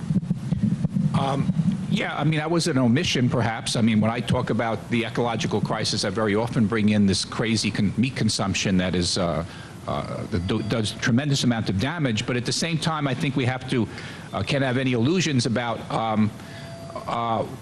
what large-scale agriculture of vegetable production and grain production does to the world ecosystem as well. I mean, there's a good book written many years ago called The Myth of Vegetarianism. Some of you are probably familiar with. You should take a look at it. AK Press has republished it recently. It's the mode of production that has to be transformed, not simply what is produced, although certainly meat consumption is one of the short-term immediate things that can be brought down to make an immediate environmental impact. And this is one of the really downsides of what's happening in Bolivia, is they're exporting huge amounts of soybean production to China to feed China's cattle industry, which is really doing a lot of environmental destruction. I don't have to tell you how much chemical fertilizer has to go into that, and of course the chemical fertilizer is based on fossil fuel. Just on this point about socialism and consumption standards, I find it hard to talk about cutting consumption standards when 40% of the world's population is undernourished, okay? So I don't think the problem is cutting consumption levels in general. I think there's plenty of enough food to go around the world right now. There's probably a surplus of food. It's the way it's distributed and who it's getting it. 40% of Americans are overweight or obese, and 40% of the world is malnourished and starving. Something is rotten in the state of Denmark, okay? So it is, yes, socialism would involve a dramatic increase in living standards for large sectors of the world population, but can it be done in a sustainable way, even on a distributive level? Undoubtedly. I mean, we consume too much in the United States. I mean, just take a look at what the energy embodiment in this building is. It could be done in a different way. And there's all kinds of, you know, things that are happening. I mean, one thing, it's going to sound kind of weird perhaps, but one of the London tubes shut down. So somebody got the brilliant idea to grow mushrooms in them, and then they just shoot the mushrooms upstairs and they take them to these gourmet restaurants to sell them. So instead of having to import them from the countryside and have all that transit cost and fuel cost, now these restaurants are being able to serve their porcini mushrooms that are just picked 20 minutes before. It sounds like a kind of weird idea, but this is right in the middle of a city of 14 million people. There's hundreds of different ways that we can satisfy global food supply in non-traditional manners if we put our minds to it. So I think we can take care of that. I think we have to have the freedom to do that. So I wanted to bring up the couple you mentioned, Naomi Klein's book. And in that rather thick tome, she has a tendency to talk about, even though she will discuss the environmental movement going back to the New Deal and Sierra Club, she has a tendency to concentrate her argument on the development of what she calls the neoliberal system of economic domination. And she treats capitalism as an economic system that's extracting wealth from the earth, and at the same time forcing somehow like social domination in the process of doing this. What she doesn't really address is the way in which neoliberalism is in many ways neoliberalism can't really be divorced from her own politics.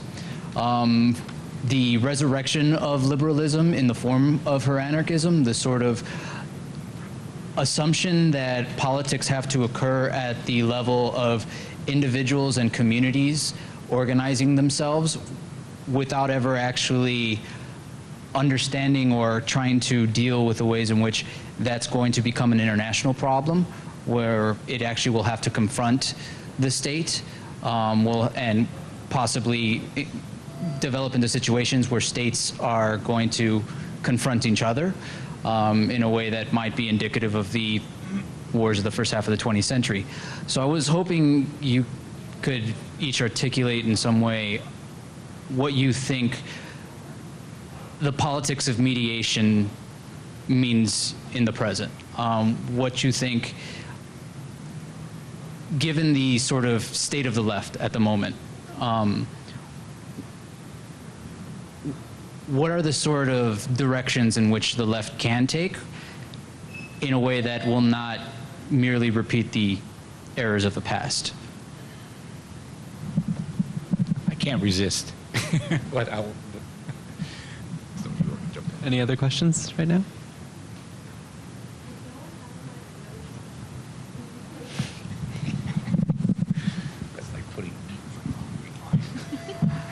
This is just real quick for Joy. I was wondering if you could address kind of, because you mentioned kind of the definition you have, like the difference between like thinking about strategy or like theory and then like action. And I know Peter in particular responded to that saying that, well, how are we sure that this activism isn't going to be counterproductive to our theory? And so I was wondering if you could just kind of address how you bridge the gap between the two.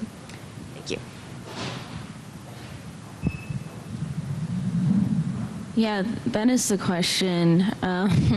Like, that's part of why I joined an anarchist federation, because I was like, yeah, I need to think, like, we all need to think as leaders about theory. And I think, yeah, bridging the gap. So I'm not anti-intellectual, I would say. I would say I consider like the guidance of intellectuals to be very important, and analyses that I can't do because I'm just exhausted, right? There's a division of labor.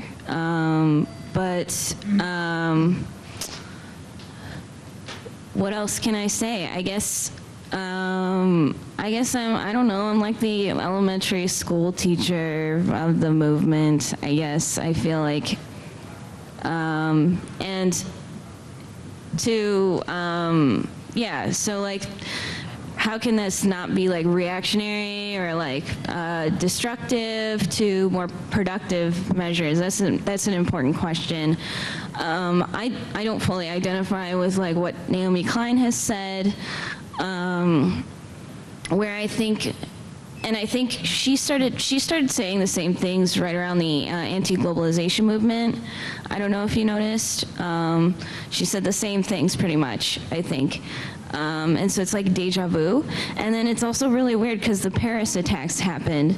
So it's this like deja vu again for the anti-globalization movement, which is also like nested in this climate justice. It's really just like a bunch of older anti-globalization anarchists and me and such of our tendency. So we're all trying to grapple with this idea of strategy.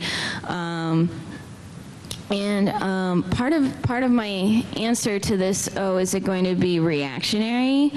I have no idea how solving a practical problem directly is reactionary. I also don't have any idea how, for instance, you know, like, I guess causing different problems within something is a problem. Like I see your view, but I think politics is based on what people choose to do, if you know what I'm saying. Like, yeah, we leverage a power, but it's from our collective power and our collective will, which is the true seat of politics. And so the consequences of that are something we need to own. But that is where, that's where, you know, political power, true political power comes from, is the people. So if problems result from that, I mean, problems are, in a sense, inevitable, right? Even like the most stateless societies, they have their problems. And that's part of the human condition. And part of the draw towards more authoritarian modes is that we can somehow solve this in like a very systematic way. And I think that is in itself a problem.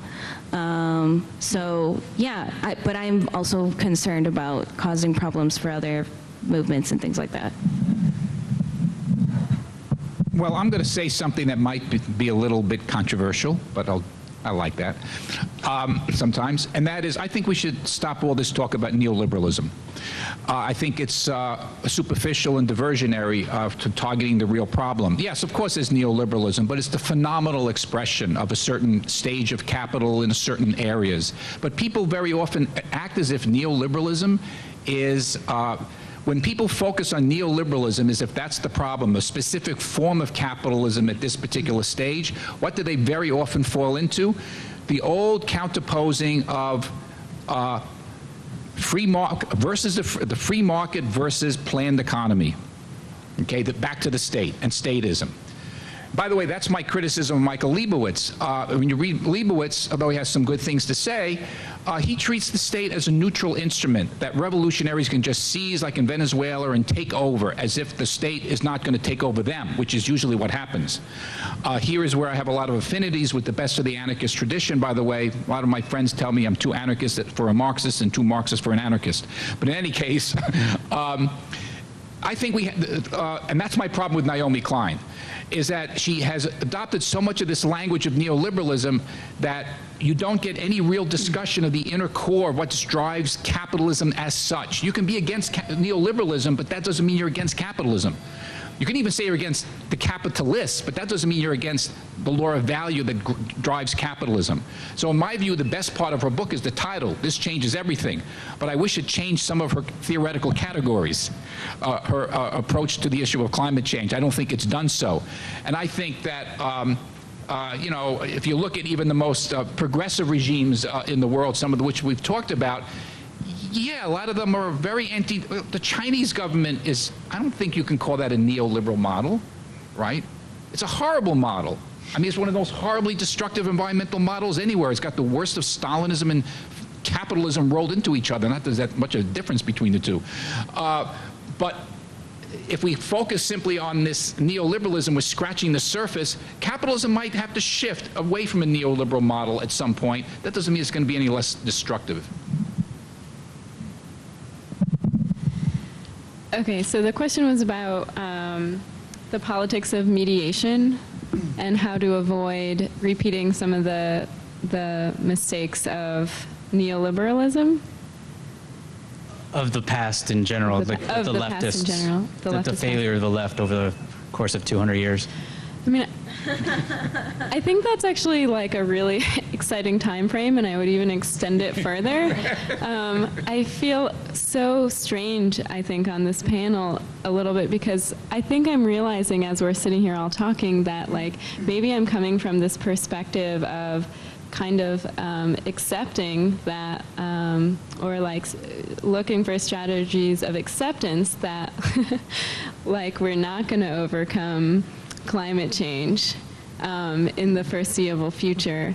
And I think, yeah, maybe articulating that clearly can help address this question, where I think that the only way, or at least what I see as kind of the next step for us as human beings to not repeat these mistakes, is to continue these processes of decentering, which came, you know, from Copernicus, and moved on to like even, you know, Freud, or anything that kind of pushes us away from this really strong central position in the universe. You know, artificial intelligence, Deep Blue, you know, the guy who was defeated by the computer chess player. These moments of kind of accepting this loss that we're going through, I think, is where I'm coming from. And so these practices of being able to relate to other organisms that are already resisting. You know, I was just reading really recently about this study in 2006 that indicated that poison ivy is really thriving in conditions of climate change. The increased CO2 levels is making it more potent. It's making it grow bigger and better leaves. And I find that to be like an incredibly amazing moment to practice losing yourself to what's going on. Yeah, and to practice a certain amount of powerlessness too. I think that's kind of, yeah, that's where I'm coming from in all of this, is in this longer time frame. That I don't think that any of these structures that we have in place will be able to get us out of this mess. That it comes to really redefining what this we is, and giving a certain amount of patience to a really long-term look at it.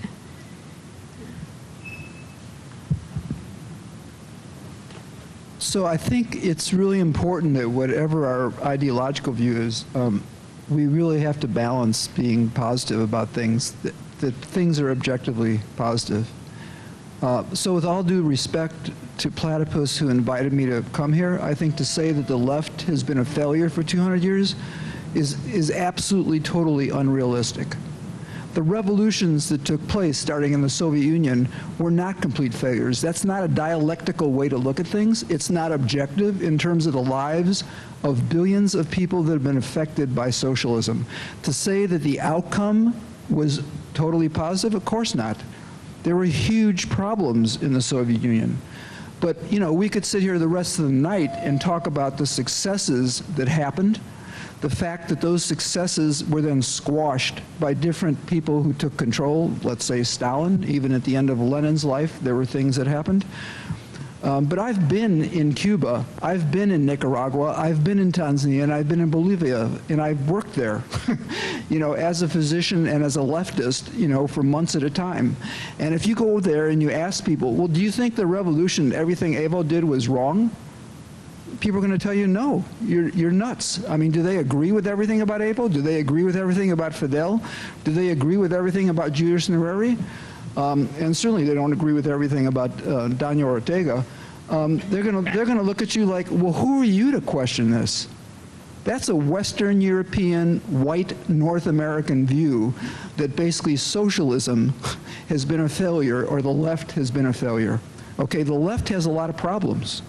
We have a lot of problems in this country, and the main problem we have is not to be able to unite on common ground and develop a revolutionary program that's going to take us out of capitalism.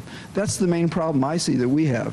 You know, these discussions are great, and I think it helps clarify things, but I would totally disagree that the left, that socialism, that people who work there have been a failure. And I'll give you the concrete example that I mentioned in my talk. I would really encourage you to read the monthly review about Soviet ecology in the 20th century, in terms of the fact that they were not only people who came up with ideas, but they implemented these ideas even under Stalin. The terrible situation that happened in the Soviet Union with a degradation environment would have been 100 times worse if these people hadn't been willing to lay down their lives to fight for it.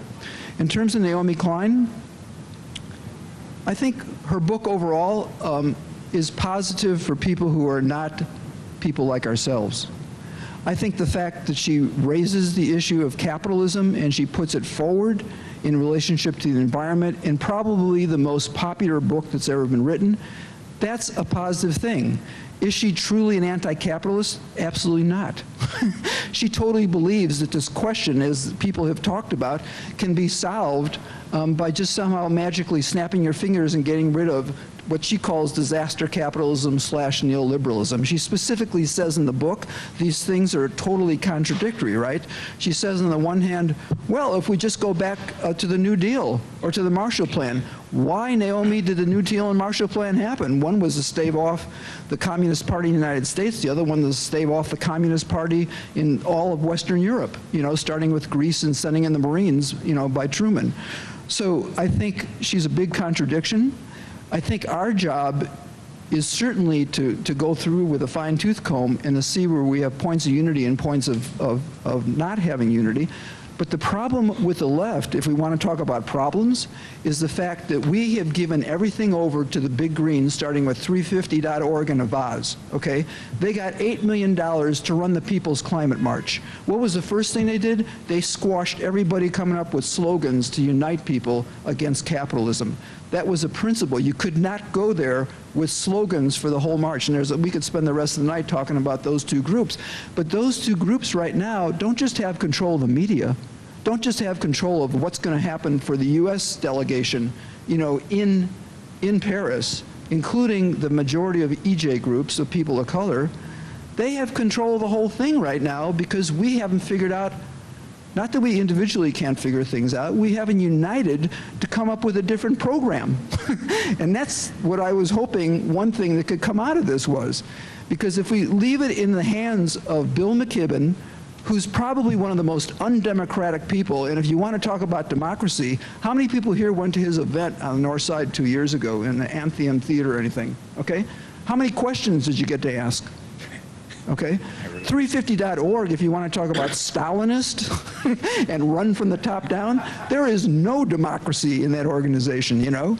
So I think what we have to do is we have to figure out, like, where tactically we might agree with certain things, but there's a fundamental way that they're running things. The divestment campaign may have been good in some symbolic ways to raise people's consciousness. It was an absolute diversion, okay? Because while the whole thing was going on, you know, 5 more pipelines were built to bring all that tar sands into the United States. And we heard about Keystone XL, which was a great victory, not primarily, I don't think, because of 350.org, but because of Native American groups, cowboy groups, Bold, Nebraska, stuff like that. That's really where it came from. Rising tide. Rising tide, thank you. So I think that's the challenge here, brothers and sisters, is let's come up with another realistic program we can implement that so not everything is going to be done by 350.org, Avaz, et cetera, et cetera. So I think